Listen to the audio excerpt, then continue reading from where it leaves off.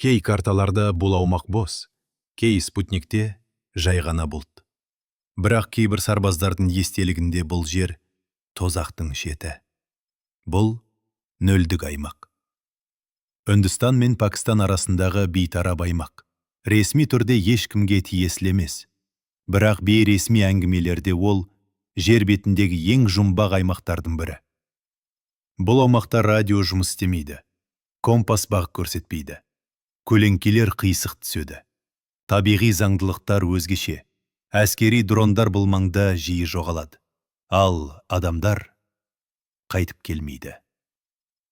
2018 жылдың қарашасы. Үнді армиясының шекаралық бақылау посттарының бірімен 5 күн бойы байланыс болмай қалады. Онда 4 сарбаз болған.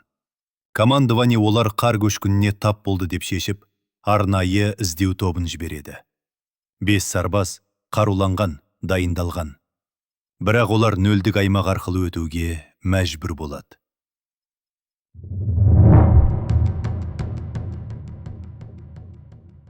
Сағат жарым уақыт өткен соң рациядан бір ғана дыбыс естіледі. Біз жалғыз емеспіз. Және үнсіздік. Құтқару тікұшағы оқиға орнына жеткенде көргендеріне сене алмайды. Іздеу тобының екеуі ессіз жатыр. Бірі жылап, бірі күліп отыр.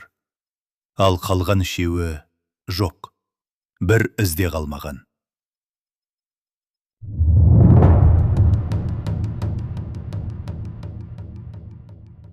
Дәрігерлер тірі қалған сарбаздардың ешқандай жарақат алмағанын айтады. Бірақ психологиялық соққы ауыр. Екеуі де бір нәрсені қайталай берген. Көлеңкелері аспанда еді. Ең қызығы, алғаш жоғалған 4 сарбаз да, кейінгі 3 іздеуші де ешқашан табылмады. Із-түзсіз. Жұмбақ мұнымен бітпейді.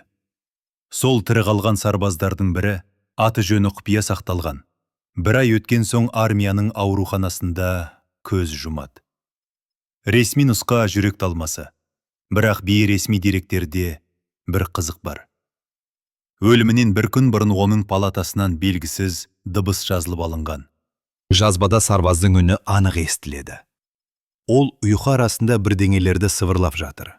Сөздері ретсіз, мағынасыз. Бірақ бір тіркес бірнеше рет қайталанған. Есіктері ашық, есіктері ашық. Дыбыстың арт жағынан әлсіз гүріл. Адам емес бірдеңенің қозғалысы сезіледі. Зерттеу тобы бұл дыбысты электр шуына балап, іс жауып тастады. Бірақ сол түні ауруханадағы бірнеше құрылғы өздігінен сөніп қалғаны тіркелген. Осыдан кейін нөлдік аймақ толығымен оқшауланды.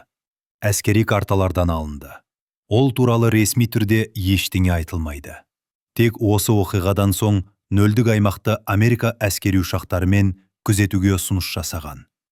Бірақ бейресми әңгімелерде бұл жер уақыт жарылған. Көзге көрінбейтін нәрселердің шекарасы деп сипатталады. Бұл жай ғана табиғи аномалия ма, әлде біздің әлем мен басқа бір кеңістіктің арасындағы жыртылыс па?